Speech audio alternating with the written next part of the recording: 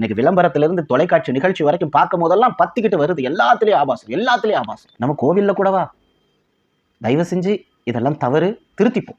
தவறு செய்வது இயல்பு, பட் திருத்திக்கணும். இன்னும் திருத்திக்காம இப்படியே கடந்து போறேன்னா அது அசிங்கம். நான் பேசியதில் ஏதாவது ஒரு கலைஞர்களுக்கு மனக்கசப்போ மனவேதனையோ ஏற்பட்டால் அதற்காக நான் மன்னிப்பு கேட்டுக்கொள்கிறேன். ஆனா நான் பேசினது தவறல்ல, அதை நீங்களே உணர வேண்டும். அவங்களே சொல்றாங்க, நான் நல்லா ஆடுறேன், கண்ணியமா பேசுறேன்னா என்னை யாரும் கூப்பிடுறது இல்லை. அதான் உண்மை.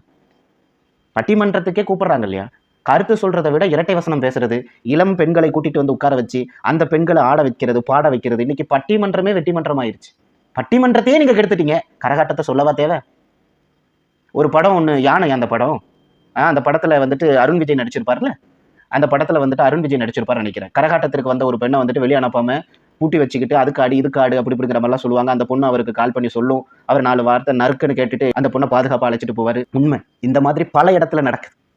இதையெல்லாம் தவிர்க்க வேண்டும். இது மாதிரியான நல்ல திரைப்படங்கள் வர வேண்டும். இந்த மாதிரி வரக்கூடிய திரைப்படங்களுக்கு மக்கள் ஆதரவு தர வேண்டும். எங்களை மாதிரி எடுத்து சொல்றவங்களுக்கும் ஆதரவு கொடுங்க.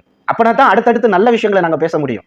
இல்லைன்னா இந்த மாதிரி நல்ல விஷயங்களெல்லாம் கண்ட உடனே நீங்க கடந்து போறீங்க அப்படின்னா இப்படியெல்லாம் நிகழ்ச்சி யாருமே பண்ண மாட்டாங்க. கடைசி வரைக்கும் சமூகத்தை சீரழிக்கக்கூடிய கண்டென்ட்டாக தான் எல்லாரும் கொடுப்பாங்க. மக்களை ஒன்று கூடுவோம், சமூகத்தில் சில சீர்திருத்தங்கள் செய்வோம். என்னோடு எப்பொழுதும் இணைந்திருங்கள். இன்னொரு நிகழ்ச்சியில உங்களை வந்து சேர்றேன்.